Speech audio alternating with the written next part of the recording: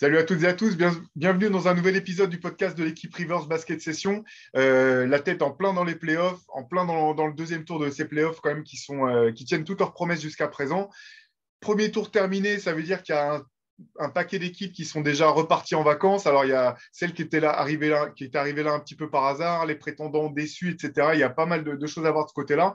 Et du coup, on a décidé pour cet épisode de se projeter un petit peu sur la saison prochaine parce qu'il y a quelques équipes qui ne seront pas allées au bout du premier tour ou qui n'ont pas passé le premier tour. Et une même en particulier qui n'a même pas vraiment participé aux playoffs, mais qui pourrait devenir de sacrées terreurs dès l'année prochaine si tout s'aligne bien. Donc voilà, on a décidé de parler un petit peu de tout ça aujourd'hui. Comme vous le savez, comme d'habitude, je suis rejoint par Shai Mamou et Antoine Pimel, les deux plus fines plumes de basket du game, pour m'épauler pour cet épisode. Voilà, première question que j'ai envie de vous poser à tous les deux, tout simplement. Est-ce que parmi les équipes qui n'ont pas atteint le deuxième tour, est-ce que vous avez des surprises finalement, des équipes que vous imaginiez, vous, passer au moins un tour dans ces playoffs 2022? Les Nets. Ouais, j'allais dire la même chose. Moi, je les avais mis Ouais. finalistes en début de saison. Donc, après coup, c'est pas illogique qu'ils soient sortis. Hein. Ils jouent contre une équipe qui était mieux classée, avec une meilleure dynamique et avec tout le bazar qui est autour. Là, si on prend l'instant T, c'est pas une surprise. Mais sinon, oui, je les imaginais quand même sortir autrement. Mais on en a déjà parlé la semaine dernière des Nets. Oui, c'est vrai que du coup, j'avais l'impression que c'était déjà l'année dernière, tellement le temps passe vite Ouais, dans ces c'est playoffs. ça va vite. Hein. Mais honnêtement, à part les Nets, non, tout le reste. Il n'y a pas eu de choc pour l'instant, vraiment de cataclysme auquel on ne s'attendait pas. Il y a eu des séries plus serrées que d'autres quand même. Je pense qu'on ne s'attendait pas particulièrement peut-être à ce que Phoenix, même sans Booker plusieurs matchs, perde 2 matchs contre les Pelicans. Sinon, pour l'instant, la logique est plutôt… Oui, après Toronto, pour beaucoup, ça a été une surprise de voir aussi Philadelphie galérer. Nous, c'était un peu moins une surprise. On l'avait presque espéré et appelé de nos voeux, mais non, voilà, pour l'instant, il n'y a pas de cataclysme. Ouais, alors comme je le disais en intro, c'est vrai qu'il y a quand même une équipe qui interpelle parmi celles qui seront sorties au premier tour de ces playoffs, parce que c'est peut-être ce qu'on appelle un géant un géant en sommeil, là, comme le veut l'expression consacrée. Voilà, je parle des Denver Nuggets qui finalement ont quand même ont eu bien du mal face à une équipe des Warriors qui était en train de monter en puissance de manière exponentielle, mais qui finalement a plus que réussi sa saison, j'ai envie de dire, sachant que Jamal Murray et Michael Porter Jr. ont été absents très tôt. Jamal Murray, on savait qu'il ne rejouerait certainement pas. Michael Porter Jr., c'était la mauvaise nouvelle de début de saison. Finalement, une équipe qui a dépassé largement les attentes tout au long de la saison régulière sur les épaules d'un Nikola Jokic incroyable, qui a réussi à se qualifier pour les playoffs sans trop trembler et finalement sort au premier tour face aux Warriors, mais qui, dès l'an prochain, pourra revenir très très fort. À condition que le dos de Michael Porter Jr. soit remis et que Jamal Murray revienne. Bon, ça, je pense qu'il y a quand même de bonnes chances pour qu'il récupère l'essentiel de ses qualités. Quel avenir vous voyez du côté de Denver? Qu'est-ce que vous pensez que cette équipe pourrait donner dès la saison prochaine, en fait? Ça sera une des meilleures équipes de la conférence Ouest. Il y a un gros point important, c'est que Nikola Jokic vient seulement de fêter ses 27 ans. On rentre théoriquement plus. C'est un peu l'âge où on se dit que tiens, c'est le début du prime. Il va signer une extension de contrat sur 5 ans, une extension record, du coup, sur le montant, mais en fait, peu importe, il n'y a pas de risque quand tu signes un joueur, enfin, a priori, pas de risque quand tu signes un joueur de 27 ans aussi fort. Euh, Aussi longtemps qu'il est là et qu'il est à ce niveau de jeu, tu peux miser sur les. Enfin, tu peux croire en les capacités des Nuggets à être l'une des meilleures équipes de la ligue. Ou une des meilleures équipes de la conférence Ouest, au moins, aussi longtemps qu'il y a Jokic. Honnêtement, ils sortent en 5 manches, mais sur les deux premiers, ils se font vraiment dépasser, il n'y a rien à dire, parce que Jokic, justement, n'est pas forcément dans ces matchs. Mais derrière, ils ont vraiment, vraiment posé des difficultés aux Warriors. Et c'est une grosse équipe des Warriors qui a beaucoup de talent, qui est profonde, qui joue très bien. Et pourtant, je pense qu'il y a des moments où ils ont bien transpiré. On n'est pas passé loin finalement d'un 3-2. Le soir où ils gagnent, les Warriors, on n'est pas passé loin du 3-2 avec un match 6 à négocier à Denver. Ça aurait pu être le même scénario que Philadelphie avec Toronto. Vraiment, je pense qu'il y a plein de choses positives à retenir de cette série. Et tu te dis que voilà, cette équipe va récupérer ses 2 meilleurs joueurs tout en ayant une superstar qui fait partie des 4-5 meilleurs joueurs de la ligue et qui rentre seulement dans son prime et qui a atteint un niveau de jeu qui n'a pas de problème de blessure. C'est très encourageant. Ouais, je suis d'accord parce que on peut toujours se demander quand il y a une star qui est obligée de jouer comme ça sans un ou plusieurs de ses acolytes, on peut toujours se dire bon, est-ce que c'est pas une saison perdue pour perdue, ils vont tanker, la star en question va jouer la moitié des matchs et pas se donner à fond. Là, on voit que sur cette saison-là, c'est même pas qu'il se donne à fond, c'est qu'il a encore le niveau MVP qui va peut-être faire le back-to-back et que son supporting cast, mine de rien, même si ce sont des bons joueurs de basket, hein, bon, Aaron Gordon, Montemory, je veux dire, c'est pas c'est pas du tout des joueurs catastrophiques, mais c'est quand même, il y a très peu de joueurs capables d'élever suffisamment leur niveau pour que Denver passe un tour, en fait.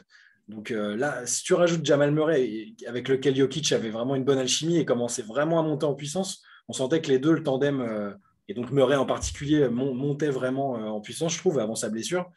Et l'interrogation de Michael Porter Jr., si tout se passe bien l'année prochaine, je les vois aussi complètement comme l'une des meilleures équipes de la conférence. Et avec, là encore, un peu de chance au niveau des blessures, s'ils se présentent en full force au moment des playoffs, il va falloir faire attention, quoi. Ouais, parce que d'autant que la poignée de matchs qu'ils ont pu jouer après le trade d'Aaron Gordon l'an dernier en étant au complet, là, ils étaient vraiment, Ouais. ils avaient montré un visage impressionnant. Ils avaient archi dominé les Clippers chez eux, les Clippers avec Kawhi Leonard à l'époque. Donc c'est un seul match, c'est pas forcément la vérité sur une saison complète. Mais effectivement, je pense que c'est vraiment une équipe dangereuse. Et ce qui est marrant là, parce qu'on parlait du premier tour, c'est qu'après les 2 premiers matchs perdus par les Nuggets, il y avait quand même pas mal de bruit. Alors, on sait sur Twitter ou autre, on sait ce que ça vaut, mais autour de Nikola Jokic, les gens un peu moqueurs en mode bon, bah, vous avez vu, c'est ça votre peut-être double MVP. Et finalement, bah, il a montré une fois de plus, enfin une fois encore même, s'il fallait le montrer, le montrer à nouveau, que c'était vraiment un joueur extraordinaire, capable de hausser son niveau de jeu encore plus dans les playoffs. Et c'est vrai qu'on ne va pas revenir sur la course, ce dont on avait parlé sur la course au MVP, mais tout au long de la saison, je pense qu'il n'y a vraiment pas une seule star qui aura réussi à tirer autant de ses coéquipiers et autant de ce qu'il y avait autour de lui. Donc pour l'an prochain, avec un Jamal Murray, j'imagine, bien revenu physiquement, mais peut-être en manque de rythme sur le début de la saison, Oui, au avec début. un Michael Porter Jr., j'espère qu'il sera vraiment remis de son problème de dos. C'est une équipe qui peut vraiment faire peur. Effectivement, surtout si tu le dis comme Shai, si elle devait commencer à atteindre son pic avant les playoffs, ou du moins à partir du mois de fin mars, début avril, ça sera vraiment l'équipe que personne ne voudra jouer l'an prochain. Ce qui est intéressant aussi, c'est que, alors, c'est pas exactement la même situation que Yanis à Milwaukee, mais Jokic a déjà dit qu'il avait un peu la même approche que Yanis en se disant je veux être là sur le long terme, je ne suis pas obsédé par les gros marchés, j'ai envie de gagner en tant que franchise player de mon équipe, celle avec laquelle je suis depuis le début. Il est un peu dans cette approche-là qui me rappelle celle de Yanis avec Milwaukee. Après, ils ne sont pas exactement entourés pareil, mais il y a un peu cet esprit-là, je trouve, avec un très bon coach, une sorte d'académie de jeu. Voilà, comme disait Antoine, il va entrer dans son prime. Ce n'est pas un joueur qui est fragile physiquement au niveau des blessures. Il prend, mine de rien, physiquement, il est quand même relativement souvent chahuté. Il finit les matchs avec les bras et la tronche souvent abîmés. Il a tenu, mine de rien, la dragée assez haute à un mec comme Draymond Green qui lui a donné la meilleure version de lui-même. Et après les matchs, on a pu voir Draymond dire qu'il le respectait énormément, qu'il était tout sauf soft, contrairement à ce qu'on avait pu dire sur lui à un moment. Voilà, avec Jokic en franchise player, et si autour, il faudra peut-être se renforcer un petit peu intelligemment, quelques ajustements, encore une fois, comme ce qu'ont pu faire les Bucks au moment de vraiment passer un cap. Mais je suis honnêtement optimiste. À la limite, ce qui m'inquiéterait le plus pour leur avenir à court terme, c'est Michael Porter, parce que à côté de son talent qui est énorme offensivement, il est, je trouve, handicapant défensivement et mentalement assez difficile à cerner, un peu insaisissable, enfin, pour son coach aussi. C'est plutôt là le facteur X dans les deux sens du terme que je note. Tu me tends la perche, j'allais enchaîner sur ça. Déjà, je pense qu'il y a un gros point positif pour Denver aussi, c'est que contrairement à beaucoup d'équipes qui sortent au premier, voire même au deuxième tour, ce n'est pas une équipe qui a le grand besoin d'ajouter une pièce. C'est-à-dire qu'effectivement, je suis d'accord avec toi, tu peux toujours te renforcer à la marge, mais théoriquement, tu sais que si tes deux deuxièmes meilleurs joueurs reviennent, en fait, tu as déjà ta base très solide et ton noyau dur avec lequel tu es a priori capable d'aller très très loin. Finale NBA, peut-être titre. Après, je pense que là où pareil, où là moi je te rejoins, c'est que je pense que le plafond des Nuggets, il est finalement presque plus lié à Michael Porter Jr. qu'à Nikola Jokic. Ouais. J'ai l'impression que c'est lui qui peut leur faire passer un cap si lui s'affirme comme. Je pense qu'il faut que le deuxième meilleur joueur des Nuggets, ça ne soit pas Jamal Murray, mais Michael Porter Jr. Et si Jamal Murray est ta troisième option offensive, ça en dit long sur la puissance de feu de ton équipe, parce que c'est quand même un joueur qui est vraiment capable de prendre feu à 3 points sur une série, même de se montrer régulier en playoff, on l'a vu. Il faut vraiment que Michael Porter Jr. il soigne son dos, il soigne son corps, il mûrisse comme tu l'as dit, et que voilà, et que si lui il s'affirme comme un All-Star, et que tu as vraiment 2 All-Stars plus Jamal Murray derrière, là je pense que ton équipe peut viser loin. Il y a une comparaison pardon, que j'aime bien. Je trouve que les Nuggets, moi je n'arrive pas à les considérer complètement comme des candidats au titre, même avec Jokic, mais je les vois comme les Mavericks de Dirk Nowitzki en fait. Mais je vais aller sur le mais. Lesquels? Parce que le mec, il a joué 35 voilà, ans. Mais oui, mais en fait, tu vois, si tu veux, tout au long de sa carrière, Nowitzki, il a été dans une très grosse équipe de Dallas, qui a quand même joué 2 finales et qui a gagné un titre. Il a eu parfois des All-Stars à ses côtés. Finalement, paradoxalement, quand il le gagne, c'est plutôt avec des vétérans. Mais tu vois, c'était une équipe qui a été toujours très solide, qui a souvent été finalement considérée un cran en dessous des Suns ou des Spurs, mais qui a quand même fait 2 finales, qui a gagné un titre parce qu'elle avait un franchise player génial. Et voilà, je vois Jokic et les Nuggets comme une équipe qui peut s'affirmer. Et pareil, sur 15 ans, tu te dis, ils peuvent jouer 1 ou 2 finales, gagner éventuellement un titre. Je ne les vois pas formuler une dynastie, tu vois, former une dynastie et devenir la meilleure équipe de l'Ouest vraiment sur une longue période. Parce que c'est toujours délicat de construire une équipe. Enfin, bref, je ne les vois pas atteindre ce niveau.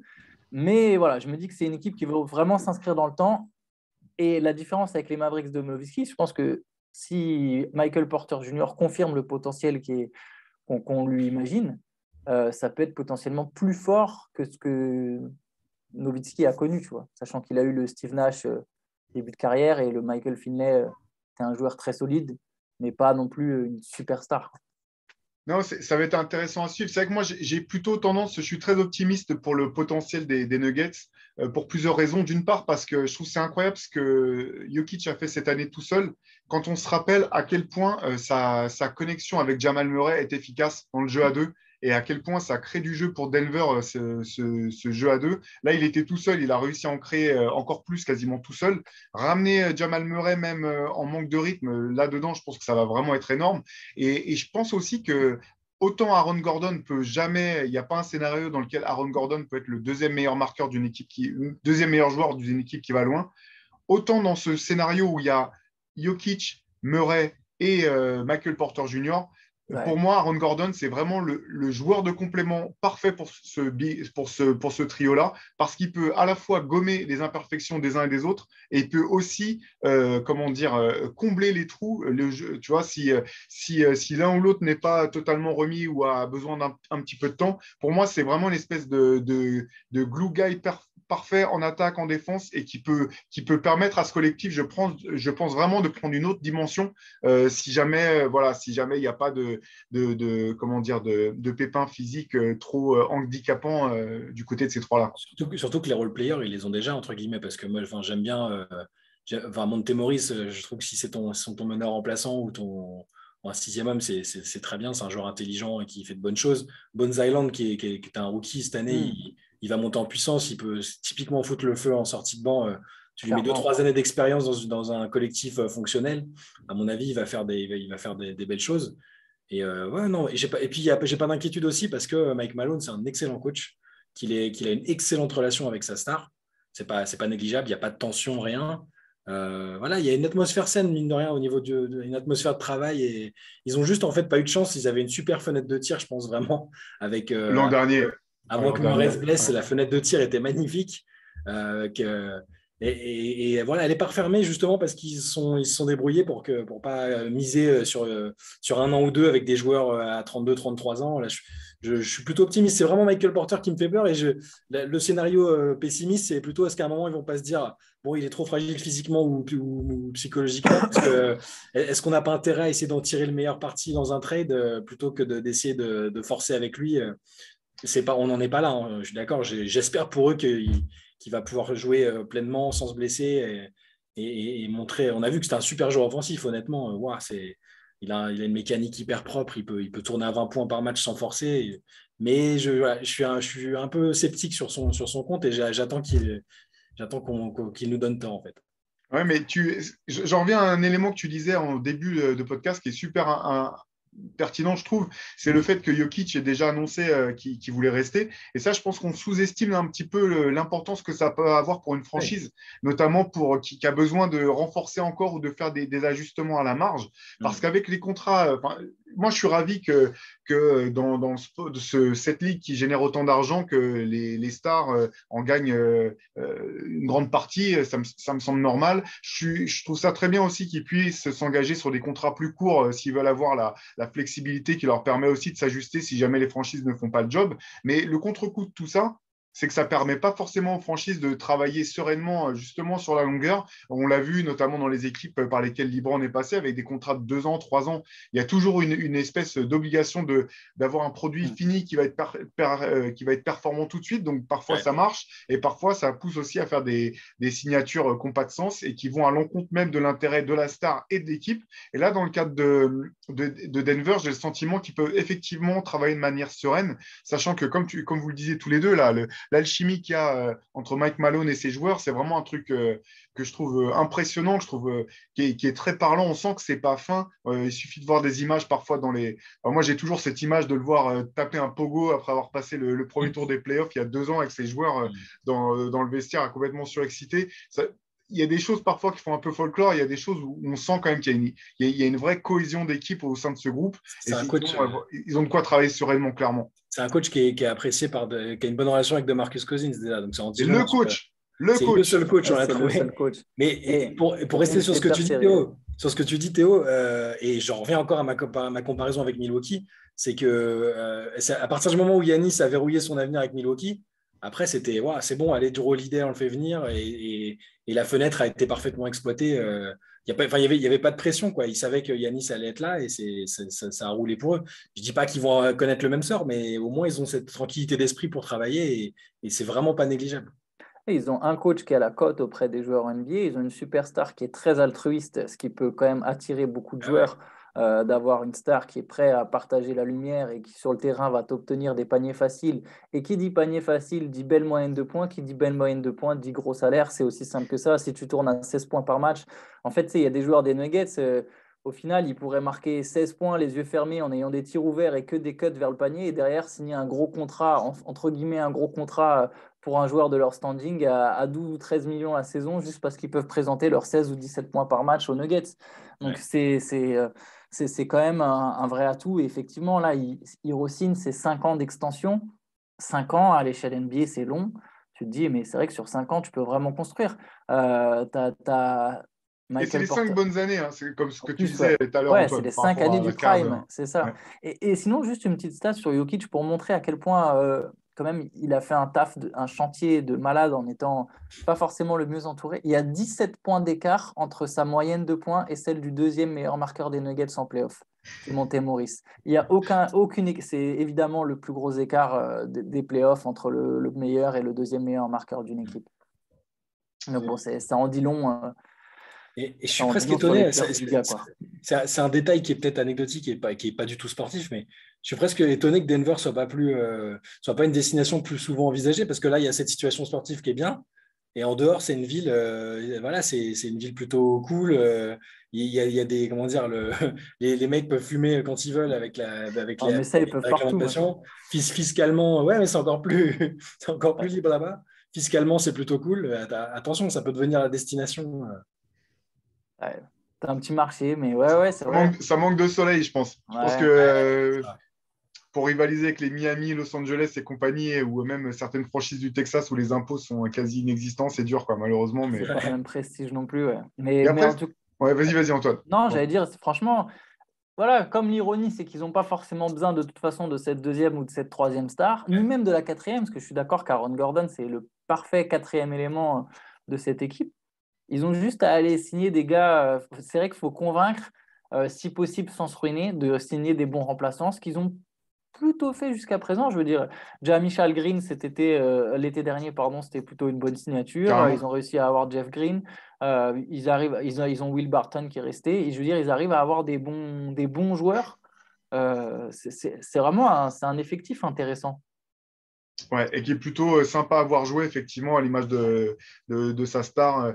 Ouais, ça va vraiment être intéressant. On espère simplement que l'infirmerie va se vider du côté de Denver. Et on en vient à une autre équipe, forcément de la conférence Ouest. Pour le coup, une équipe qui n'a pas participé au playoff, qui a participé au play-in simplement, mais qui pourrait, si tout se passe bien pour elle, directement se retrouver elle aussi parmi les prétendants au moins à l'Ouest. C'est les Los Angeles Clippers.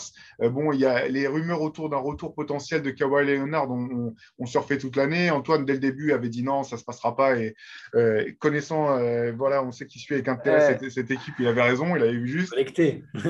Mais le fantôme de Derrick Rose, les gars. C'est ça. Par contre, voilà. C'est pas encore fait parce qu'effectivement, il faut malgré tout que Kawhi Leonard active sa clause libérale. Enfin, il a une clause qui pourrait le rendre free agent cet été. Mais de ce qu'on a cru comprendre, il devrait malgré tout rester aux Clippers. Qu'est-ce qu'on peut attendre, à votre avis, de ces Clippers qui, à chaque fois qu'ils ont eu ne serait-ce qu'au moins Paul George avec eux, ont été quand même performants cette année. Est-ce que c'est vraiment le géant endormi qu'on attend? Est-ce que vous avez encore quelques réticences? C'est vrai que il aura raté une saison complète de compétition. Comment est-ce que vous voyez tout ça? Je ne sais pas si c'est un jeu, enfin, si j'ai endormi, c'est peut-être le bon terme, mais les réticences que j'avais au départ même du projet, entre guillemets, j'avais quelques doutes sur Tyronn Lue parce que je ne savais pas si ses succès avec Cleveland, c'était du one-shot, si c'était dû aux joueurs qu'il avait. Mais là, donc, déjà, je suis plutôt rassuré de ce côté-là parce qu'il a énormément remonté dans mon estime. Je trouve qu'il a fait une bonne saison au coaching. Une super saison. Et je trouve qu'il s'est vraiment affirmé comme coach là, avec cet effectif-là. Et pour le reste, pour moi, si tu as Kawhi et Paul George à 100%, entre guillemets, mais prêt le jour J, avec ce qu'ils ont là autour, l'équipe, les role-players qui sont là, ouais, c'est un géant endormi. C'est un favori pour le titre et il faut compter sur eux. Je ne vois pas d'autres options pour ce groupe-là, en fait. Moi, je vais avoir une analyse presque irrationnelle. En fait, je pense que honnêtement, hein, je pense que les Clippers, depuis 2 ans, c'est la meilleure équipe peut-être de la NBA, de la conférence Ouest. Déjà. Ça, vous l'entendez dans le podcast aujourd'hui. Ouais. Nous, je peux vous dire qu'on l'a entendu un paquet de fois à la rédaction. Je pense vraiment que c'est la meilleure équipe. Maintenant, il y a Gigi Redick, je me souviens, à l'époque où il jouait aux Clippers, avec Chris Paul et Blake Griffin, il expliquait qu'à un moment, si ton équipe, elle ne gagne pas, je crois que c'est Gigi Redick qui disait ça, au bout d'un moment, en fait, peu importe que tu es la meilleure équipe, pas la meilleure équipe, au bout d'un moment, ça ne peut plus marcher, en fait. Parce que voilà, tu es lancé dans une espèce de spirale où à chaque fois, tu es déçu, où à chaque fois, il se passe quelque chose. Et au bout d'un moment, en fait, ça ne marche plus. Tu es obligé de casser parce que la blessure est trop profonde. Et j'ai peur qu'on se rapproche très sérieusement de ce moment-là pour ces Clippers-là, qui, encore une fois, j'insiste, je pense, notamment l'an dernier, c'était vraiment la meilleure équipe. Je suis sûr qu'ils auraient éliminé les Suns, déjà qu'ils perdent 4-2 sans Kawhi. Je suis persuadé qu'ils seraient allés en finale avec Kawhi Leonard. Je pense que c'était de loin l'équipe la plus complète. Ils me font penser aux Celtics, mais avec des superstars encore plus fortes quand elles sont en bonne santé, ce qui est toujours le grand si avec Los Angeles, avec les Clippers. Et du coup, ouais, là, moi, pareil que vous, je me dis sur le papier, bien sûr que j'y crois à cette équipe. Je veux dire, il y a Kawhi Leonard, il n'y a pas si longtemps, c'était le meilleur joueur du monde. Paul George, c'est la deuxième meilleure option en NBA. Vraiment bien sûr qu'Anthony Davis, Anthony Davis est un meilleur joueur, donc on peut se dire que les Lakers sont théoriquement la deuxième meilleure option. Mais parmi les stars qui sait être une deuxième option, Paul George est la meilleure deuxième option parce qu'il sait le faire. Il est excellent dans ce rôle. Ils ont des role players, ils en ont un paquet, un peu comme les Celtics. Ils ont plein de joueurs capables de défendre. Ils ont de la taille, ils ont du physique. Ils n'ont pas vraiment de meneur, mais en fait, ils n'en ont pas besoin. Avec Reggie Jackson, ils ont le hit check guy parfait. Et voilà. Alors, Reggie Jackson a été bon cette saison, mais Oui. en fait, il est toujours plus intéressant quand il est avec des stars, Reggie Jackson. C'est-à-dire que quand tu as déjà Kawhi et Paul George, et qu'en plus tu as 25 points de Reggie Jackson qui vont sortir comme ça ponctuellement sur 2-3 matchs sur une série, c'est toujours que du bonus. Mais voilà, il y a eu tellement. Déjà, il y a des joueurs qui vieillissent parmi les role-players. Il y a la masse salariale qui. Bah voilà, les Reggie Jackson, il a fallu le payer. Enfin, c'est des mecs qu'il faut conserver. Je suis moins optimiste qu'à une époque. J'ai peur qu'il y ait toujours quelque chose. Kawhi, voilà, ça fait quand même longtemps sans jouer, comme tu l'as dit, Théo. J'ai l'impression qu'il y a quand même physiquement toujours un petit truc qui pêche. Pareil chez Paul George, c'est quand même deux stars qui sont vachement sujettes aux blessures. Et j'ai l'impression qu'il faut trop de si. C'est un peu comme Brooklyn. Alors, pour des raisons complètement différentes, mais tu vois, la semaine dernière, on disait, ouais, Brooklyn, en fait, il faudra beaucoup de si pour aller au bout, alors que potentiellement, c'est la meilleure équipe à l'Est, en tout cas, qui a le meilleur joueur. Et ben, j'ai l'impression que les Clippers, ça est la même chose, qu'en fait, il faudra à chaque fois trop de si pour que tu arrives à ce plein Sauf potentiel. que l'équipe est quand même mieux construite de base. Et là moi, Ah pour oui, moi, si oui, tu cites la base avec laquelle ils ont joué cette année, avec des mecs que j'ai trouvé vraiment, soit des types qui sortent un peu de nulle part, les Amir Coffey, des mecs qui sont un peu affirmés, le Luke Kennard, ouais. les lieutenants JJ comme Boston est bon Batum. jeune. Voilà, ouais, Ouais. voilà. Je pense que si avec ça, tu rajoutes leurs deux stars de façon fonctionnelle, enfin, je ne peux pas les envisager hors top 3 à l'Ouest, en fait. Ah, c'est clair. Ou surtout en playoff, en fait, parce que ça va vraiment Et en être une playoff, équipe de playoff. À la limite, qui finissent 4, 5, 3, 8. Je veux dire, ça va être une équipe en playoff qui va être solide si elle est au complet. Mais j'ai peur qu'en fait, elle ne le soit jamais vraiment. ouais, C'est parce que ça qui me fait peur. quelques White tu récupères l'année prochaine, en fait, c'est ça. Parce que là cette blessure, voilà, c'est quand même pas anodin. Je ne sais pas dans quel état d'esprit il est. On a commencé encore à entendre des rumeurs. Le staff médical des Clippers, c'est par accord avec le staff perso de Kawhi. Enfin, c'est là où son côté mystique est difficile à juger. On ne sait pas comment il va revenir s'il n'y a pas déjà un truc brisé entre lui et. On peut tout imaginer, malheureusement, avec ce qui s'est passé à San Antonio. C'était tellement, tellement surréaliste avant la parenthèse enchantée à Toronto, là que voilà, c'est aussi l'inconnu. Paul George, j'ai vraiment pas de souci avec lui parce que, comme tu disais, il sait qui il est, il sait qu'il a le niveau d'un numéro 1, mais il est parfaitement capable de jouer comme un bis ou un 2. Si son corps revient bien, j'ai vraiment pas de souci. Je l'imagine vraiment bien revenir. C'est Kawhi un peu l'inconnu, quoi. Moi, ce qui m'inquiète, c'est que je te rejoins pas mal, Antoine, là, parce que l'équipe est solide.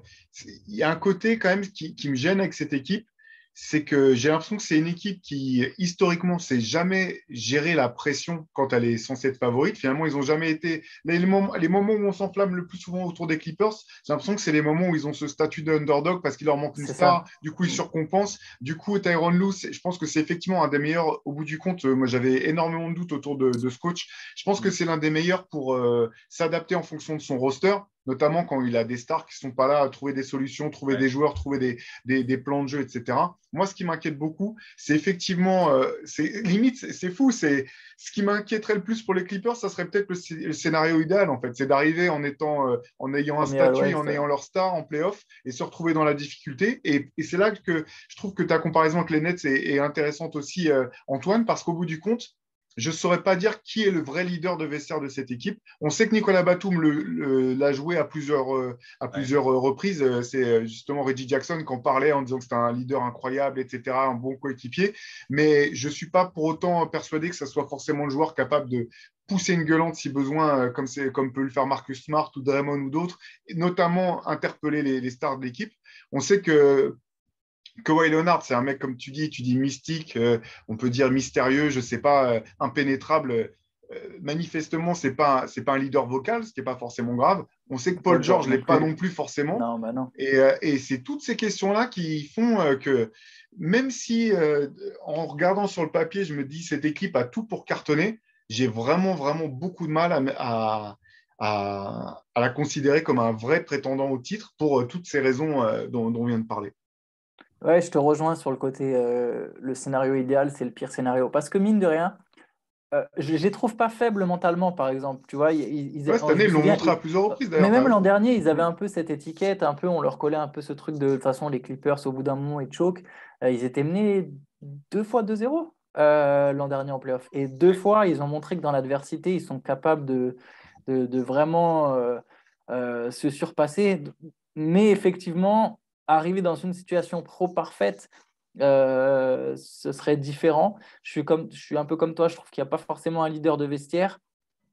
Et en fait, voilà, pour revenir sur cette histoire des blessures, c'est comme Anthony Davis, au bout d'un moment, tu te dis que, mais en fait, il va jamais avoir une saison, tu vois, enfin, s'il en a eu une, c'est celle où il gagne au final les Lakers, mais parce qu'il y a 4 mois d'arrêt au milieu de la saison.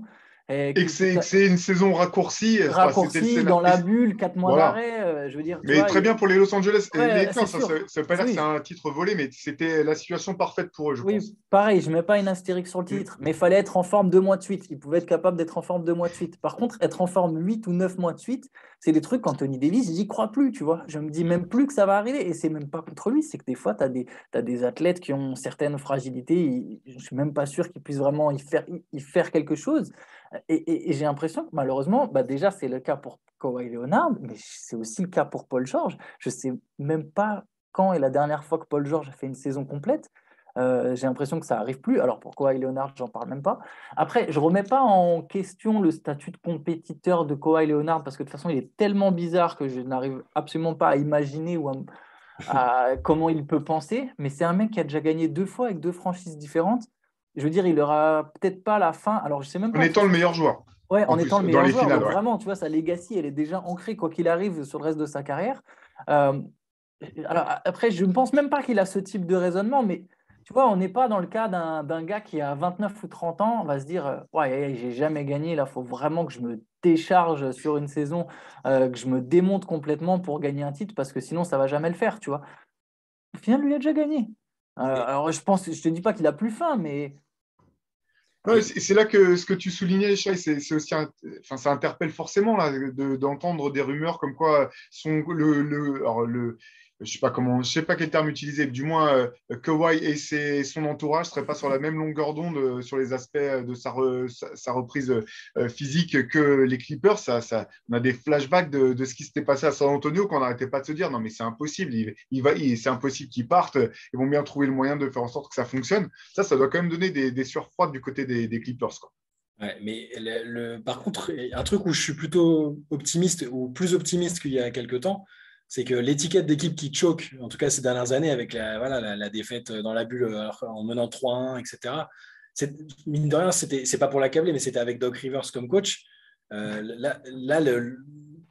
Tyronn Lue est un coach différent, une personne ouais, c'est un différente. meilleur coach. Je pense que c'est pas un coach avec lequel cet effectif va choquer, entre guillemets, s'il est au complet et dans les bonnes dispositions. Après, vous avez raison, s'ils abordent la saison en grandissime favori, que tout se passe bien, ce sera peut-être moins facile à gérer, mais j'ai moins cette appréhension qu'avant. Où avant, il y avait l'étiquette de la loose et qui se perpétuait, plus Doc Rivers qui arrive, qui ramène la sienne par-dessus, c'est pas simple. Mais c'est peut-être lui leur leader de vestiaire, hein. Tyronn Lue, ouais, c'est C'est peut-être lui possible. leur leader de vestiaire, C'est Tyronn tout à Lue. fait possible. Honnêtement, les stars, enfin, après, Kawhi, c'est différent parce que pour l'état de santé, mais je pense honnêtement que son groupe, il arrive à insuffler quelque chose. En plus d'être pas mauvais tacticien, d'être un plutôt bon tacticien, d'être très bon sur les ajustements, je pense qu'il a une vraie aura en fait dans ce vestiaire. C'est pas Mark Jackson, quoi, Tyronn Lue. Il a le côté capable de trouver des bons schémas, des bonnes stratégies. Et il a aussi ce côté où il est capable de fédérer son groupe et d'en tirer le meilleur et de le pousser vers le haut, de leur faire croire quelque chose. Après, voilà, à un moment, il faut quand même que pour gagner, il faut que tu aies quand même tes 2 stars. Même avec juste Paul George, ils ne peuvent pas gagner, en fait. Non. Et Ouais. je pense qu'ils ne peuvent pas gagner non plus avec que Kawhi Leonard. Par exemple, un scénario où Kawhi il joue, il est en bonne santé et manque de peau, c'est Paul George qui se pète pour les playoffs. En fait, je pense que tu ne peux pas gagner non plus. Ouais, L'Ouest est trop fort. Il y a trop on est dans une NBA où il y a trop de bonnes équipes, en fait. Ouais. Il te faut vraiment que tu sois au complet. Tu as totalement raison, et c'est l'autre atout qui pencherait en faveur des Clippers, c'est qu'ils ont un proprio qui est OK pour payer la luxury tax, si à partir du moment où ça peut donner des chances à son équipe de gagner. Donc on sait que voilà, c'est une équipe aussi qui sera capable, à l'inverse d'autres franchises, de vraiment mettre l'argent sur la table si jamais une opportunité se présente, de trouver une troisième star ou un troisième joueur qui pourrait vraiment renforcer fortement le groupe, quoi. Ouais, c'est vrai. C'est vrai. Ça, faudrait voir qui complémente le mieux les deux autres, mais c'est vrai que voilà, je ne sais pas pourquoi j'ai un Bradley Beal qui me vient en tête. Alors, je ne sais pas quoi penser de Bradley Beal, mais c'est vrai que si tu te dis que dans ton équipe, d'un coup, dans ton 5 majeur, il y a Bradley Beal, Kawhi Leonard et Paul George, c'est dur de défendre sur les Clippers quand même. De toute façon, Bradley Beal, j'ai l'impression que c'est le troisième élément du Big Three idéal de tous les scénarios possibles. Toutes les franchises, ouais. Sauf que lui, il se voit en premier élément de sa franchise, à mon avis. Mais bon. Ouais, mais j'arrive pas à savoir comment il se comporterait, lui, avec d'autres stars. Je sais pas s'il serait si relou que ça, en fait. Genre dans une franchise bien gérée, tu veux dire? Ouais, dans une franchise bien gérée, tu vois. Tu vois, il y a des mecs, tu vois, une fois dans un autre scénario, soudainement, ils se comportent différemment. Après, bon, voilà, c'est pas non plus le gars sur lequel je place le plus d'espoir, c'est vrai. Hein, je suis un peu comme Shai. J'ai dit ça, mais en réalité, je suis un peu comme Shai. Lui, ça n'a pas l'air de beaucoup le gêner, la situation de loser à Washington. Ouais. De toute façon, il va prendre l'extension. Hein. C'est vraiment étonnant que. Ouais. C'est cet été, hein, je ne me trompe pas, hein, cet été qu'il peut re-signer une grosse extension. Et Washington n'aura pas d'autre choix que lui proposer le maximum et de prier pour qu'il l'accepte. Donc, je serais vraiment très étonné qu'il bouge. Mais bon, on verra peut-être. Il faudra attendre février prochain, peut-être, pour voir. Si on en croit la jurisprudence Ben Simmons, rien n'est impossible. Tout à l'heure, vous parliez du fait, enfin, Antoine, tu soulignais le fait que les Clippers aient finalement réussi à revenir à pas choquer, à revenir après avoir été mené 2-0 en playoff l'an dernier. Bon, c'était face à une équipe qui avait choqué de manière magistrale, Utah, pour qui c'est fini aussi cette année. Là, pour le coup, il y avait tout à l'heure, en introduction, on disait, bon, bah, en playoff, des fois, il y a des équipes qui arrivent un petit peu sur un coup de chance. On pourrait parler des Pélicans, je pense qu'on en dira un mot tout à l'heure. Et puis, il y a celles qui repartent avec beaucoup de regrets. Dans le cas du Jazz, ça va au-delà. Hein, je pense c'est au-delà du regret d'une saison qui ne se termine pas comme il l'avait prévu. C'est peut-être même la fin d'une ère qui se termine à suivre. Pas simple. Je ne sais pas encore vraiment ce que ça va donner l'intersaison du Jazz. Ce qui est sûr, c'est qu'il y aura une énorme pression sur le management. Première chose, un petit peu tout simplement.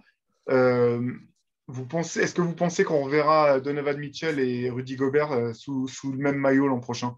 Moi, je vais répondre à ta question directe sur celle que tu as posée juste avant. Je vais vous répondre en donnant un nom. C'est Danny Ainge qui est à la tête du Jazz maintenant. Hein. Danny Ainge, non mais donc il est pas officiellement GM, c'est Justin Zanik qui est GM, mais on sait très bien que c'est lui qui chapeaute tout. Danny Ainge, il vend sa mère pour un trade. Il a aucun scrupule à tout exploser dans un effectif. Il a tradé Isaiah Thomas qui avait joué blessé après avoir perdu sa sœur. Il en a rien. Donc je peux dire c'est une franchise qui est habituée à la stabilité, au conservatisme. Mais là, avec Danny Ainge, je pense que tout va péter. Et je serais même pas surpris que ni Gobert ni Mitchell soient au Jazz la saison prochaine, en fait. Je ne dis pas que ce serait la meilleure chose à faire, parce que peut-être que l'un des deux, accompagné différemment, peut-être avec un autre coach aussi bon, soit Quinn Snyder, il y a peut-être besoin d'un changement radical. Mais en tout cas, cette équipe, elle a complètement atteint sa fin de cycle.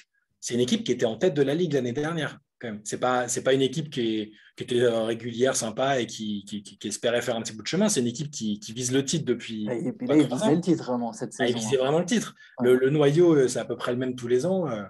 Donc, moi, je pense, et ça me paraît. J'imagine pas revoir Rudy et Donovan Mitchell ensemble l'année prochaine.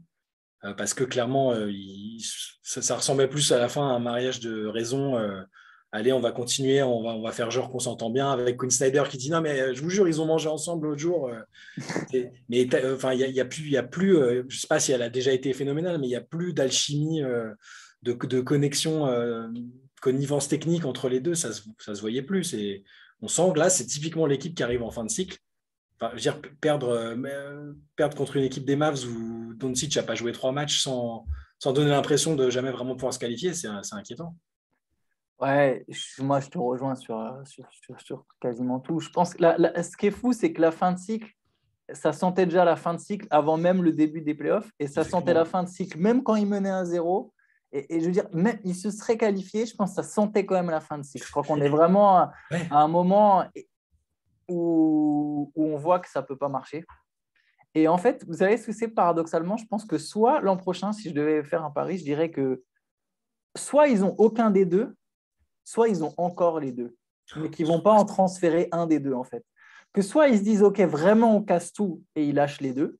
Je pense que c'est effectivement un scénario plausible. notamment avec tout ce que tu as dit sur Danny Ainge, et en mode, mais de toute façon, en fait, j'ai l'impression qu'il n'y a aucun des deux qui peut être la pierre vraiment d'une équipe qui va gagner le titre. Je trouve que Mitchell, il manque de talent pour être l'extérieur scoreur. Voilà, il ne peut pas faire du Jason Tatum, il ne peut pas faire du Jimmy Butler, sachant qu'on émet déjà des fois des réserves sur Jimmy Butler. Alors, qu'est-ce qu'on doit émettre sur Donovan Mitchell? Voilà, Pas ici, en tout cas. pas C'est du pas chez côté moi de que ça se Théo, passe, ce genre de mais discussion. voilà, c'est pas Devin Booker, si vous voulez. Alors, c'est une meilleure comparaison. C'est pas Devin Booker. Voilà, on ne peut pas construire une équipe autour de lui. Rudy Gobert a un style tellement atypique que c'est aussi difficile d'en faire quelque part une pierre angulaire de l'équipe.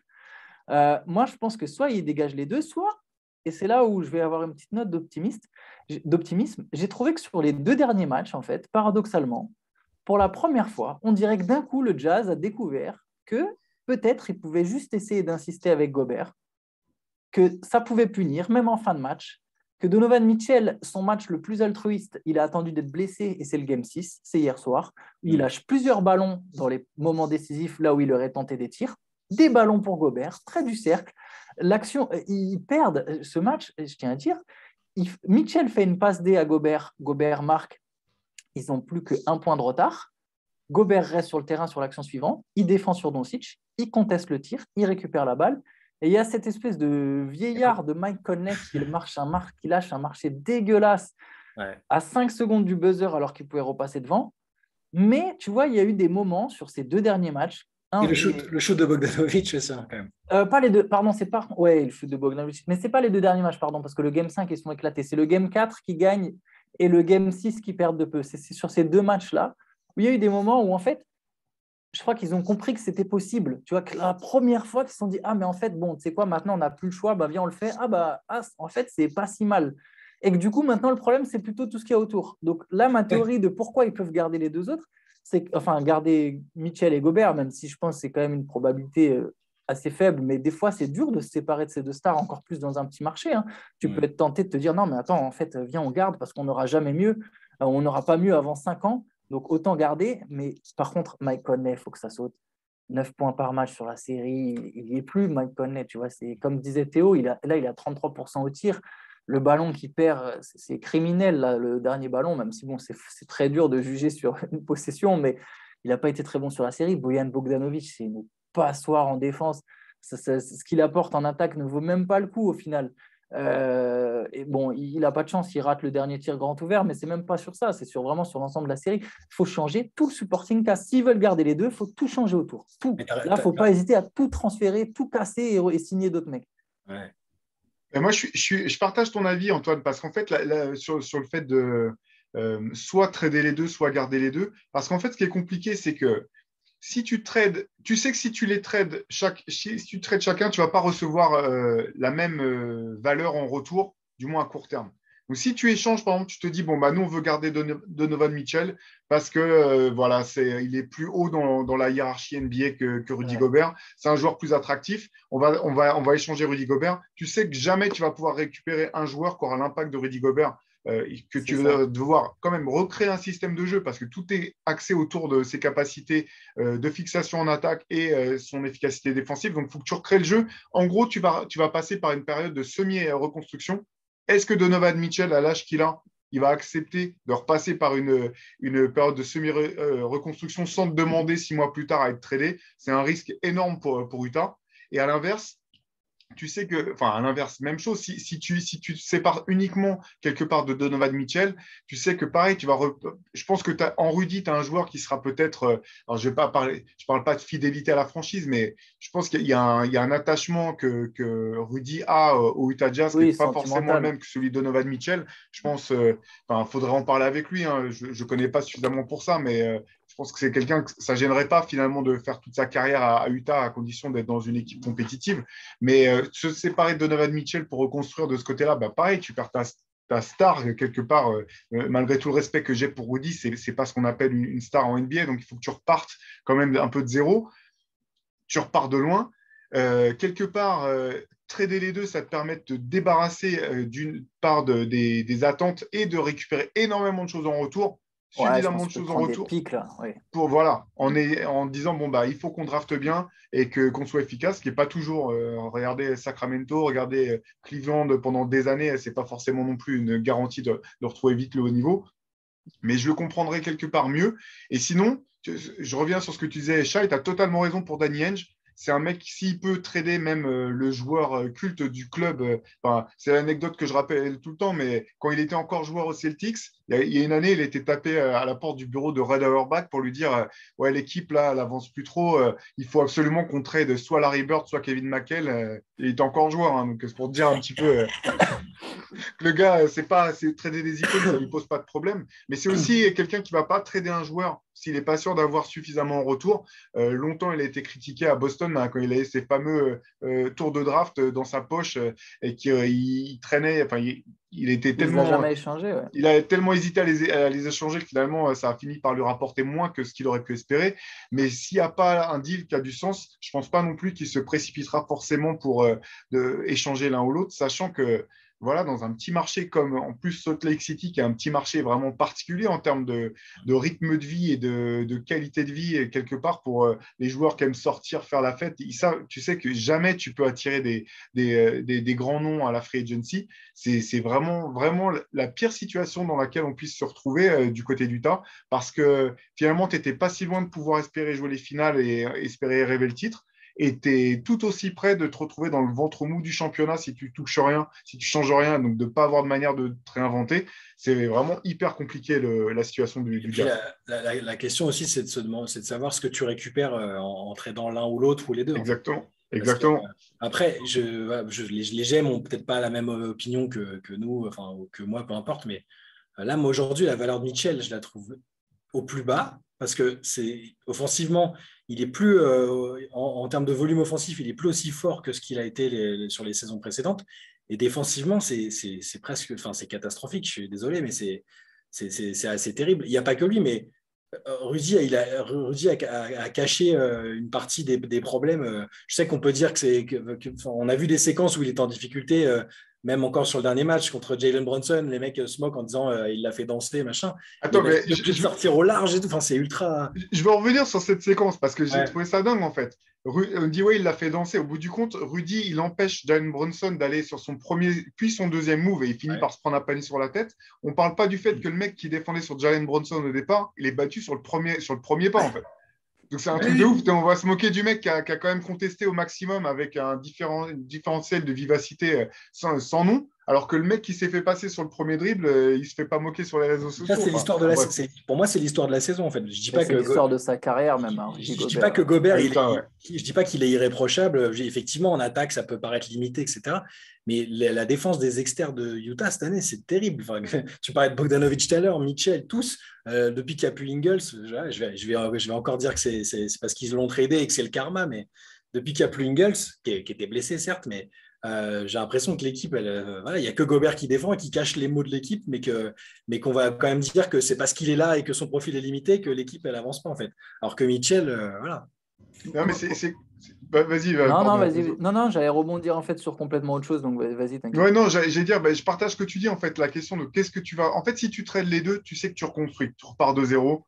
Limite, tu repars d'une ardoise blanche. Le problème, si tu n'en traites qu'un seul, c'est que tu vas essayer de rester compétitif, alors qu'en fait, tu es quand même en train de reconstruire. Oui, Et ça, quand tu es le Utah Jazz, c'est hyper compliqué, à moins d'avoir un bol de dingue et d'arriver à choper le mec qui va être deuxième de la draft ou troisième et qui va se révéler être le meilleur joueur de sa génération. Un peu comme quand ils ont récupéré Donovan Mitchell pendant sa saison rookie. Hein. On ne pensait pas qu'il serait aussi fort aussi vite. Quoi. Ça, c'était un petit peu. Finalement, ça a été le vrai coup de génie récemment à la draft du Jazz. Ça a été quand même de choisir Donovan Mitchell.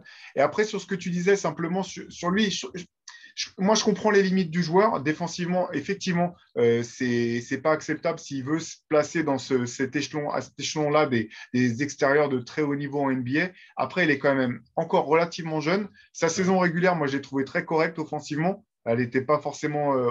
On aurait pu espérer mieux, mais elle est quand même très, très correcte. Je pense que sa valeur marchande est quand même vraiment haute toujours. alors c'est là où moi j'allais y venir. J'allais dire qu'en fait, c'est deux joueurs que tu vends à deux situations complètement différentes.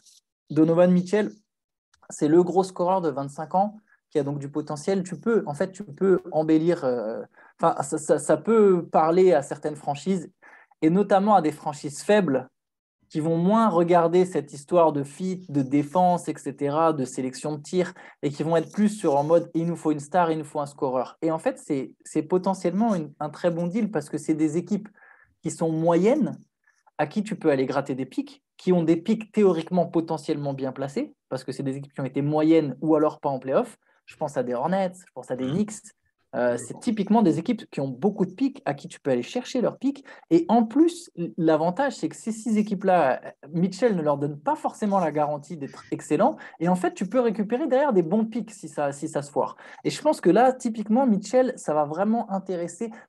Alors, pareil, même les Hawks qui ont terriblement besoin d'un deuxième scoreur, tu vois, il y a quand même un panel de franchises qui peut être vraiment intéressé par Mitchell, où il y a moyen d'aller récupérer 2 pics, un jeune en plus. Tu vois, souvent, c'est des équipes moyennes qui ont des jeunes, pas forcément des jeunes stars, mais des jeunes. PG Washington Hornets, tu vois, c'est un ailier qui avait un potentiel de two-way player.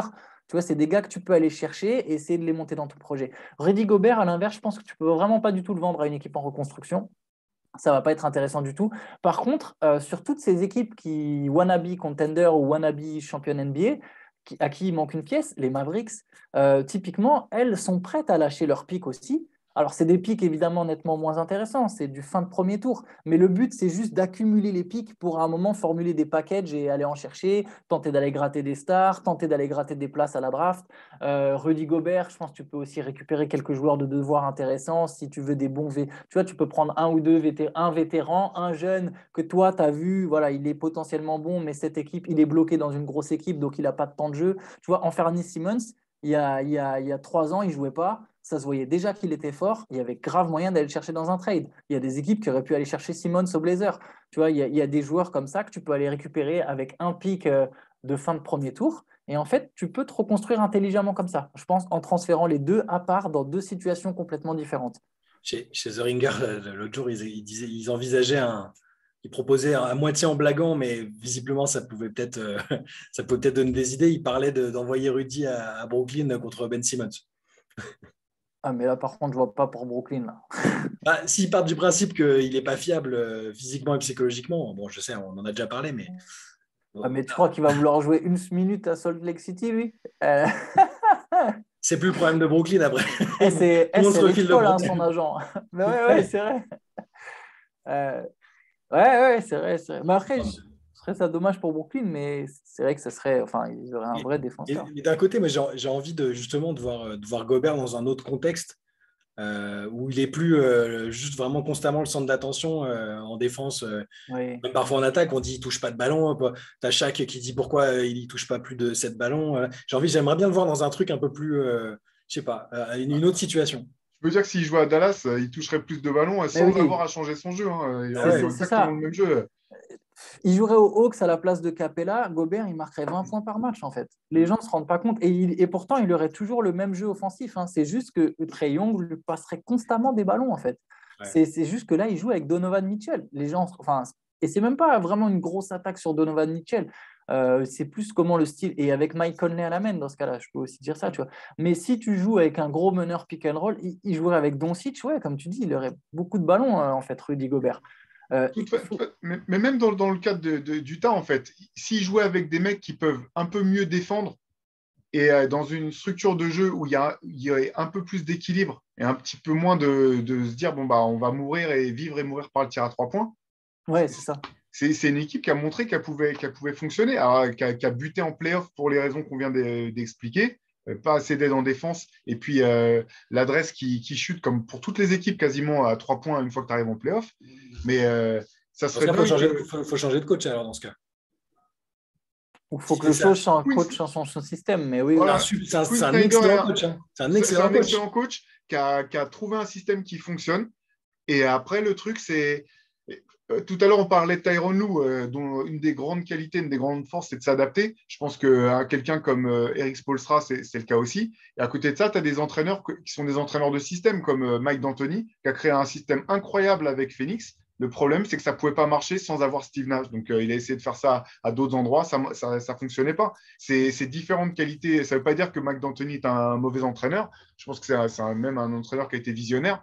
Mais tous les coachs n'ont pas cette capacité à s'adapter, à changer, surtout quand, dans leur tête, surtout quand tu penses que ça marche, en fait. Il y a toujours ce moment où, quel que soit le domaine, où je pense que tu perds un petit peu de lucidité. Et tu dis, ouais, mais il suffirait qu'il y ait ci, il suffirait qu'il y ait ça. En fait, non, il n'y a pas, quoi. C'est dur, en se mettant à sa place, le gars, il a fini premier de la saison régulière, il a l'impression que tout fonctionne. Il est encensé à juste titre, prolongé 3 fois pour des montants. Et donc pour lui, peut-être qu'il se dise peut-être qu'il se dit qu'une saison ratée, ça arrive et qu'il il va pas se remettre en question. Et ça, au final, c'est une approche qui peut paraître un peu rigide et c'est peut-être ça aussi dont tu as besoin Utah, je sais pas. Mais Oui, je sais pas. pardon. Et puis parfois aussi, à l'inverse, il y a des coachs aussi qui ont réussi parce qu'ils ont cru en leurs principes, en fait, et qui ne se sont pas arrêtés. Donc, c'est toujours compliqué à évaluer. Je pense malgré tout que Quinn Snyder est un bon entraîneur. Mais effectivement, il y a de toute façon une règle quand même au très haut niveau. C'est que tout à l'heure, tu en parlais pour les Clippers, Antoine, là, du fait de, ou non, si tu as perdu, si tu n'arrives pas à gagner, il y a un moment, c'est peut-être un peu injuste, mais c'est qu'il y a besoin de changement parce que manifestement, tu vas continuer à répéter le même cycle ad vitam aeternam. Et il y a peut-être un scénario dans lequel il garde les deux, mais il saute le coach, hein, en préparant la reconstruction. Et genre Gobert et Mitchell ne sont pas transférés pendant l'été, mais pendant Ouais. la saison, si ça ne prend pas, ou etc. Hein. Mais sauter le coach, ouais, tout à fait. Sachant que je pense que ça ne suffira pas non plus de changer l'entraîneur. Je pense que Je c'est pense pas vraiment le non plus. roster qui est quand même Ouais. qui fonctionne pas. Et je suis à 200% d'accord avec ce que tu disais, Shai, sur le manque, sur le rôle que Joe Ingles jouait dans cette équipe, parce qu'il jouait un rôle de liant en attaque et en défense. Et que le fait de l'avoir perdu, même si je pense qu'effectivement c'était leur joueur, le joueur qui allait devoir être tradé dans tous les cas, même sans sa blessure, parce qu'ils espéraient pouvoir récupérer en retour un joueur, en gros, un meilleur joueur 3D, quoi, qui puisse défendre plus fort et qui donne du jeu. Et ben, le fait qu'il se blesse à ce moment-là, c'est là que toute la saison d'Utah a déraillé totalement. Ils ont pris Nickel Alexander Walker au final, qui n'a pas joué. Il n'a pas joué des playoffs, là, on est d'accord. Ouais. Il a joué un match. Mais, ils l'ont pris parce qu'il fallait prendre quelque chose, mais c'était. Tu savais que ça allait pas être la solution pour toi, quoi. Non, mais par contre, quelque part, entre lui et Eric Pachal, même si je pense qu'aucun des deux n'ont un énorme potentiel, même si NAW, il est intéressant, Nickel Alexander Walker, c'est des gars où, quelque part, tu prépares presque ta reconstruction, parce que si là, il décide de tout casser, typiquement, c'est un jeune qu'ils ont intérêt à garder, il a 23 ans, il n'était pas mauvais au Pélican. Tu peux lui donner du temps de jeu dans une équipe en complète reconstruction, il va mettre ses points, puis tu fais un peu comme le Thunder, tu essayes de voir ce que ça donne. Par contre, après, il faut le staff qui va avec. Les petits marchés qui reconstruisent par la draft, au final, il n'y en a pas tant que ça qui arrivent à vraiment se hisser ensuite au très haut niveau. Il faut arriver à choper un joueur top niveau à la draft, sinon c'est pas possible. Et top mentalité en plus. Il faut non seulement qu'il soit très fort, mais qu'il ait aussi une super mentalité pour que tu puisses vraiment construire ta franchise autour de lui. Ou que tu sois apte aussi à. Parce que c'est ça, souvent, des fois, on parle des coachs en disant bon, bah, y a les coachs qui sont forts pour prendre une équipe de jeunes et en faire une équipe compétitive. Et il y a des coachs qui sont forts pour avoir une équipe qui est déjà compétitive et en faire un champion. Après, il y a des très grands coachs qui sont capables de faire tout. Je ne vais pas m'attarder à nouveau sur Spoelstra, mais finalement, c'est un coach qui a réussi à faire tout ça.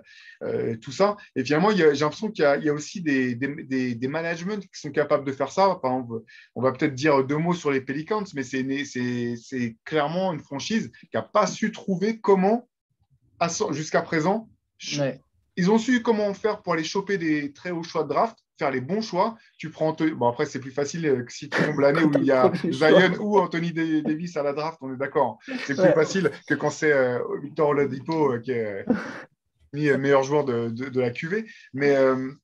Mais après, c'est une franchise qui n'a pas été capable de gérer cette deuxième phase qui est essentielle et qui l'est d'autant plus par rapport à ce qu'on disait tout à l'heure avec les contrats de joueurs de plus en plus chers, les contrats aussi de plus en plus courts qui leur donnent de la mobilité plutôt que par le passé.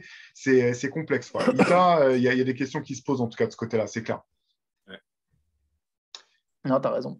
Je vous propose qu'on enchaîne rapidement. Alors voilà, on est déjà quasiment arrivé à la fin du podcast. On va faire un petit tour d'horizon sur des équipes qui quittent les playoffs. New Orleans, finalement, on en a parlé brièvement les podcasts précédents.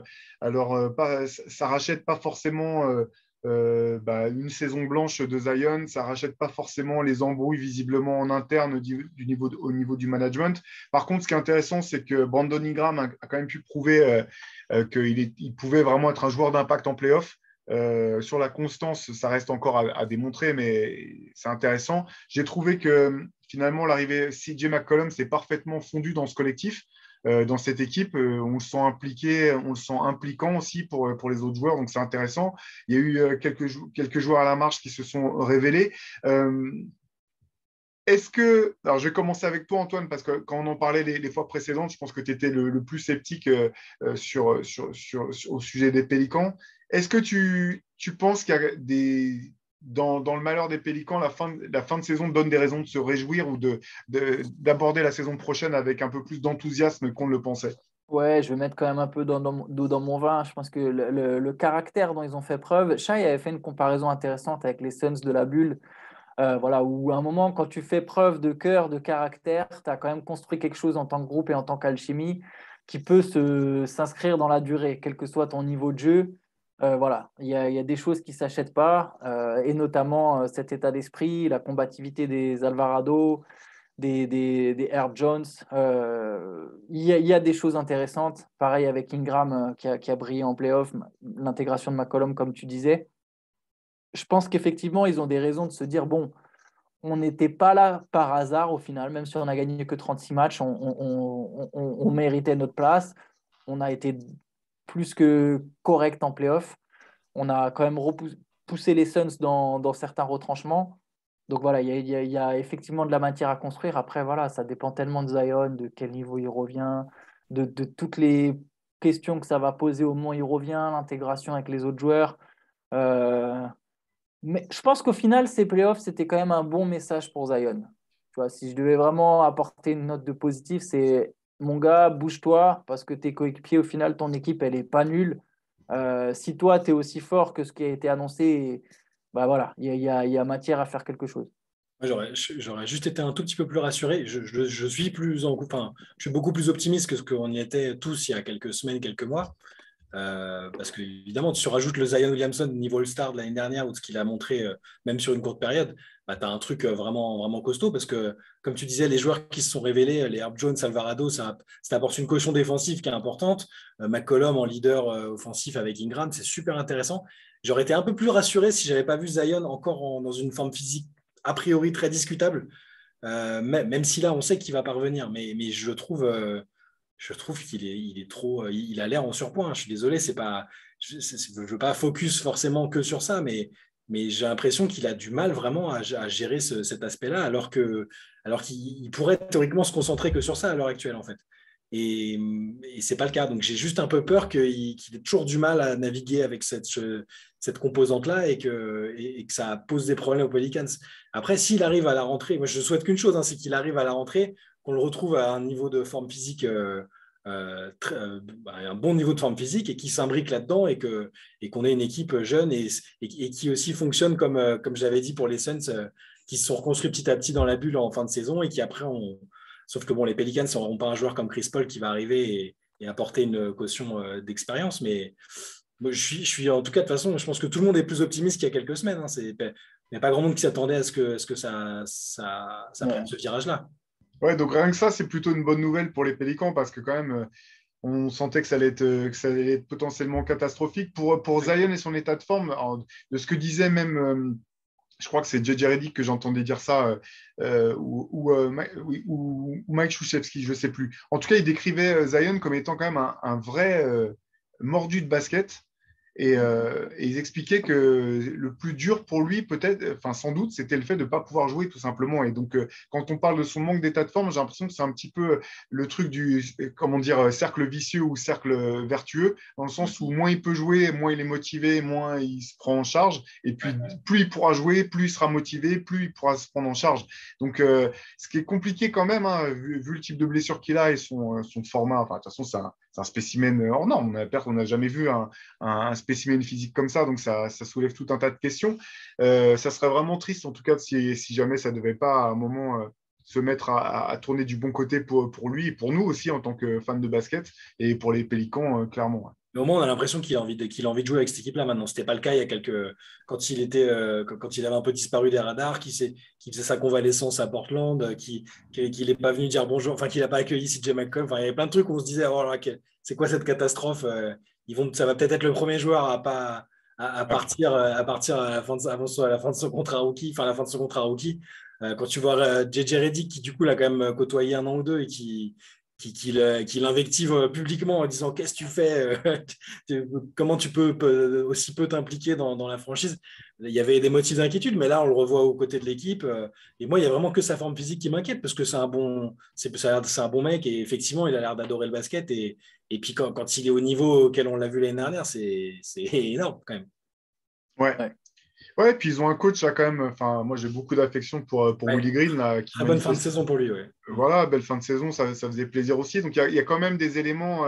Après, il y aura des éléments. En termes de roster, il y a des questions qui viendront à se poser, mais en tout cas, j'espère qu'on n'aura pas cette discussion à la reprise de la saison prochaine à se demander. Est-ce que les Pélicans sont encore partis pour décevoir? Il y a quand même pas mal d'éléments, je pense, positifs en leur faveur. Très rapidement, les Bulls, comme on l'avait annoncé en début de saison, très belle saison, enfin début de très belle première partie de saison régulière, deuxième partie de saison régulière bien plus compliquée avec notamment pas mal de blessures et finalement une sortie dès le premier tour. Alors, je suis très partagé pour Chicago parce que je suis content pour l'équipe qu'elle ait pu retrouver ce niveau-là. Quand ça jouait bien, ça jouait vraiment très, très bien. Et en même temps, à court terme, j'ai du mal à voir vraiment où pourraient se situer les points de progression pour cette équipe. Je ne veux pas dire qu'elle plafonne déjà, mais j'ai du mal à lui prêter un potentiel beaucoup plus haut que celui qu'elle a pu afficher au bout du compte durant ses playoffs. Moi, pardon, pareil. Non, mais c'est ça. La question, c'est de voir si leur. Là où ça a commencé pour moi à baisser et où je les ai trouvés moins convaincants, c'est à partir du moment où Caruso s'est blessé et que du coup, il n'y avait plus l'espèce de général défensif sur le terrain. On voyait toujours les énormes joueurs offensifs que sont les trois All-Stars qu'ils ont. Vucevic, Lavigne, DeRozan ont fait des belles saisons chacun dans leur registre.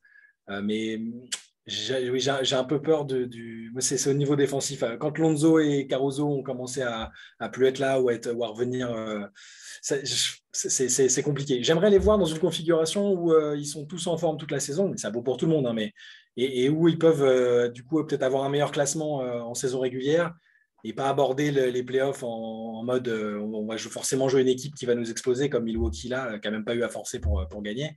J'ai envie de les voir vraiment sous leur meilleure forme sur une saison avant de dire bon, c'est mort sous ce format-là, ils n'y arriveront pas, quoi.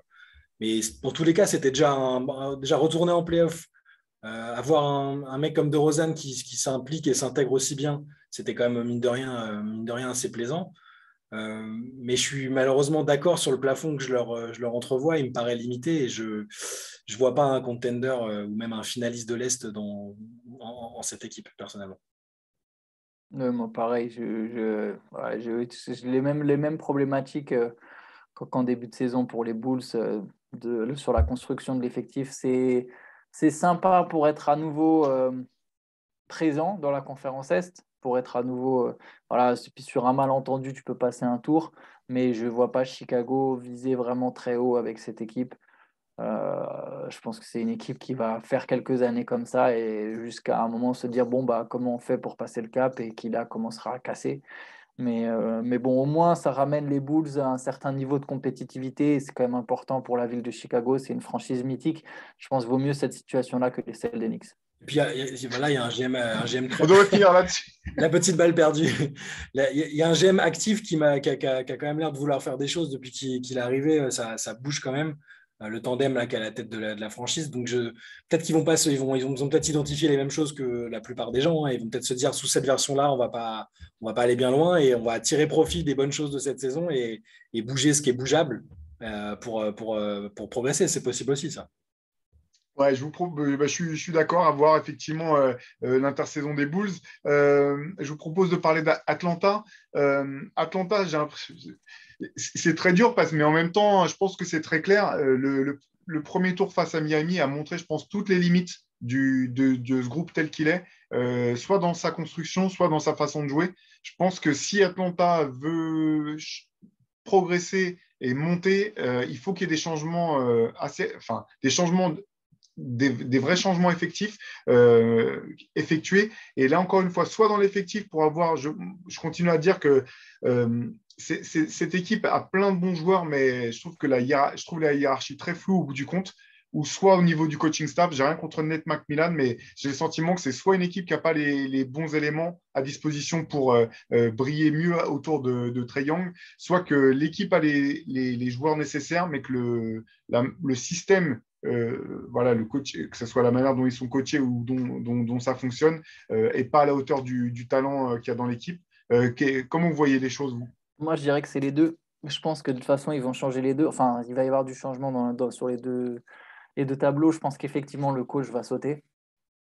Et je pense qu'Atlanta, c'est une grosse équipe à surveiller sur trade, sur tout ce qui peut attirer, ce qui peut faire venir une star. Ils ont beaucoup de jeunes. Ouais. Ils ont beaucoup de jeunes. Ils ne vont pas pouvoir tous les payer. Je pense qu'à un moment, ils vont de toute façon faire un packaging. Et là, tu peux aller chercher du monde. On parlait de Bradley Beal éventuellement en février. Typiquement, Atlanta sera le genre d'équipe qui sera intéressante. Je pense que Trae Young est une jeune star qui a la cote. C'est marrant, on parlait tout à l'heure de Denver, d'avoir un joueur altruiste. Mais on voit au final comment ça marche dans l'esprit des joueurs NBA. Plus souvent, tu vas avoir des stars qui vont aller chercher à s'associer avec Trae Young qu'avec Nikola Jokic. Alors, ou avec un exemple de joueur comme Trae Young, tu vois, voilà, meneur, gros scoreur. Ça attire plus peut-être joueurs américains, gros scoreurs. Je n'arrive pas trop à comprendre la logique, mais historiquement, on voit que les associations de superstars, ça marche beaucoup plus souvent dans ce sens-là, tu vois. Et donc, voilà, je pense que c'est jouer avec Trae Young, ça va en attirer certains. Ça ne m'étonnerait pas qu'à un moment, eux, ils forment un duo. Je parlais de Mitchell tout à l'heure. C'est aussi ce genre de possibilité, qui forment un duo avec deux gros scoreurs. Quitte à ce que ça ne gagne pas le titre non plus, hein, ça sera peut-être même encore loin, mais ça sera le genre d'équipe où il y aura deux très gros talents, un Clint Capella pour combler des brèches et quelques joueurs corrects autour. Et ça peut, tu vas faire quelques belles saisons de playoffs. Les Blazers ont fait des très belles saisons avec Lillard et McCollum. Je pense qu'on va taper sur ce genre d'équipe avec Atlanta. Moi, c'est comme ça que je vois la suite. Je pense qu'ils ont un bon GM qui est pareil, prêt à prendre des fois des risques. Voilà, je pense qu'ils ont laissé leur chance au Kevin Huerter, à tous ces gars-là. Onyeka Okongwu vient d'arriver, mais je pense pareil, ça peut être le genre de joueur qui peut être mis dans un package.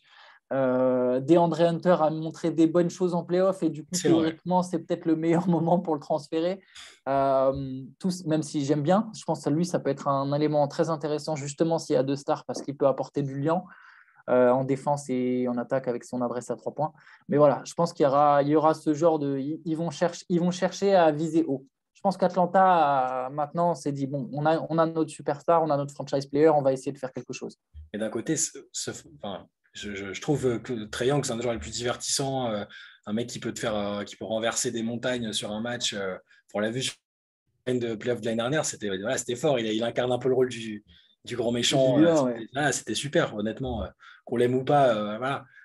Par contre, là, je trouve ce n'est qu'une campagne de playoff, ce n'est qu'une série. Mais la façon dont Miami l'a complètement annihilé, je trouve que ça en dit malheureusement long sur ses limites, au moins actuelles, et peut-être au-delà de ça. Parce que une fois qu'ils lui ont mis cette pression-là et l'ont complètement empêché de s'exprimer comme il aime le faire, et peut-être du fait que le roster autour était peut-être pas assez fort, hein, peut-être, hein, on verra après coup, j'ai du mal à l'envisager comme un franchise player qui peut te faire vraiment aller très loin en playoff, en fait. Donc pour moi, il fait partie des joueurs qui ont vraiment besoin d'être en tandem avec un joueur qui compense les lacunes qui sont les siennes, c'est-à-dire en défense, il fait ce qu'il peut, mais c'est compliqué. Un joueur qui complémente un peu ce que lui apporte d'unique. Je ne sais pas du tout quel joueur pourrait remplir cette case-là. Juste, faut pas que ce soit Donovan Mitchell, parce que sinon ton backcourt, il est terrifiant en défense, mais pas dans le bon sens du terme. Mais ouais, c'est un peu... Mais celui des Blazers l'était aussi au final. C'est ce que j'allais dire. Celui des Blazers était catastrophique. Ouais. Et Lillard s'est fait complètement manger par Jrue Holiday sur une série contre les Pélicans. Ouais. Et tu vois, ça nous a pas empêché de se dire que Lillard, ils font quand même une finale de conf. Après, Trae Young, je pense que tu lui mets un autre bon joueur à ses côtés capable de manier le ballon, il ne fait pas cette série contre Miami, quoi. Non, Là, les mecs, le hit, c'est simple. À un moment, ils ont arrivé, ils ont dit, mais de toute façon, ne cherchez pas, il y a juste à le stopper lui et c'est gagné. Et du coup, ils se sont concentrés sur lui et c'était gagné, quoi. Et ils lui ont mis le paquet sur lui. Et d'ailleurs, il a été beau joueur, il l'a reconnu. Je veux dire, il y a beaucoup de stars, quand elles se font éteindre, disent ouais, mais j'ai pas. Alors, il a dit quand même, ouais, j'ai manqué des tirs. Mais tu sais, il y a toujours cette tendance de non, mais c'est pas vraiment lui qui m'a arrêté, c'est plus moi qui suis passé à côté, ou moi qui ai fait ci, ou moi qui ai fait ça. En fait, lui, il a quand même été très honnête. Il a dit ouais, j'ai jamais vu une défense comme ça. Quand c'était pas machin, il a même. Tu vois, il n'a pas mis qu'en avant Butler, il a parlé de Gabe Vincent, il a dit, mais non, mais lui, il a été excellent en défense. Tu vois, il a quand même été, j'ai trouvé vraiment beau joueur sur ça, de se dire, non, mais ok, ils m'ont éteint. Bon, j'ai raté des tirs, mais c'est vrai quand même, c'était chaud. Ça peut lui servir aussi, hein, ça peut être une leçon, enfin, ça peut être un axe de progression pour lui. Il peut voir, exactement, il sait le traitement que vont lui réserver les équipes et il va peut-être s'adapter aussi. Hein. Exactement, je pense que c'est un gros bosseur d'ailleurs. C'est pour ça que je disais que c'était au moins les choses sont claires là, à Atlanta. Je pense qu'ils ont pu vraiment pointer du doigt toutes les limites de leur groupe et de leur fonctionnement tel qu'il est actuel. S'ils veulent retrouver la course sur laquelle ils pensaient être après les playoffs de l'an dernier, il faut qu'il y ait des changements vraiment structurels, je pense, importants, quoi. Ouais. Et pour finir, je vous propose de finir avec Toronto. Alors, on en parlait un petit peu, je laisserai Antoine en parler après, mais j'ai l'impression qu'ils sont un peu comme dans la même situation que Boston à un moment où ils ont un bon management, ils ont un super coaching staff, ils ont les joueurs de rotation, les joueurs de complément, il leur manque juste une star maintenant. Et c'est une équipe qui a tout sauf une superstar au bout du compte pour pouvoir être vraiment dangereuse. Ouais, c'est ça. Et c'est pareil, alors on continue sur ce thème de les superstars ou signer, etc. Mais en fait, une superstar là, qui est en fin de contrat, théoriquement, le choix intelligent serait, enfin, rejoindre Toronto serait un choix, le choix de la gagne, le choix très intelligent. Comme tu as dit, c'est une équipe qui a tous les ingrédients sauf le joueur majeur, depuis que Kawhi est parti au final. Mais derrière, si c'est Pascal Siakam et Fred VanVleet, tes deuxième et troisième options, théoriquement, tu peux aller très, très, très, très loin à l'Est. Tu as une équipe combative, bien coachée, hargneuse, avec des jeunes, prometteuses, qui sait trouver des joueurs, qui a une rotation profonde, qui a super public. Tu as vraiment tout pour aller loin. Et pourtant, je pense qu'on sait tous, ici en tout cas tous les trois, que personne ne va signer à Toronto. Et ce n'est pas normal. C'est l'aspect business. Là, les joueurs qui disent je veux absolument gagner un titre, j'ai la Mamba mentality. Maintenant, il faut le montrer en signant dans des marchés moins sexy. La preuve, c'est que même Kawhi, qui est venu finalement contraint et forcé, il a gagné un titre et il est parti dans la foulée. Alors qu'il avait la preuve que ça fonctionnait, que ça pouvait marcher, mais il a quand même choisi de ne pas rester. Donc, je pense que tu as raison, Antoine, malheureusement, du côté de Toronto, alors que c'est quand même une ville et une franchise qui a plus d'atouts. Alors, les impôts sont plus chers, mais ça, mis à part, qui a plus d'atouts que d'autres petits marchés, se retrouve dans la même situation où s'ils veulent une star, il faut que ça se fera soit par le biais d'un trade, soit s'ils ont l'occasion de la drafter. Mais après, est-ce qu'ils ne l'ont pas déjà drafté avec Scottie Barnes? C'est une bonne question. Ils ont peut-être leur futur Kawhi, oui, bien sûr. Ouais. C'est sa première saison, il joue sur une jambe et demie et il tient le coup en playoff. Et ils ont d'autres bons joueurs. Ça serait le meilleur scénario pour Toronto. Attention. Et là, pour le coup, il y aurait potentiellement une franchise qui peut vraiment, elle, s'affirmer pendant longtemps. Si Scottie Barnes, effectivement, il devient, parce qu'il est, par exemple, comparé un peu à Kawhi, s'il y a du développement à la Kawhi Leonard et qu'on se rapproche d'un joueur à 25 points par match à un moment, là, effectivement, c'est très solide. Precious Achiuwa est jeune, il fait des bons playoffs à part le dernier match. Gary Trent Jr. est jeune. OG Anunoby, on l'a oublié, mais il est jeune et lui aussi, à un moment, a été comparé à Kawhi. Alors, pareil, les jeunes, à un moment, tu ne peux pas tout garder tout le monde, mais de toute façon, les Raptors, ils en trouvent souvent d'autres, des jeunes. Ils ont montré cette capacité à le faire. Pascal Siakam n'est pas vieux et il est très fort. Fred VanVleet est très bon aussi. Il est prolongé, il est sous contrat. C'est des joueurs, en plus, VanVleet, si pour X ou Y raison, à un moment, il y avait besoin de libérer de la masse dans le cap, c'est des contrats qu'ils arriveront à refourguer.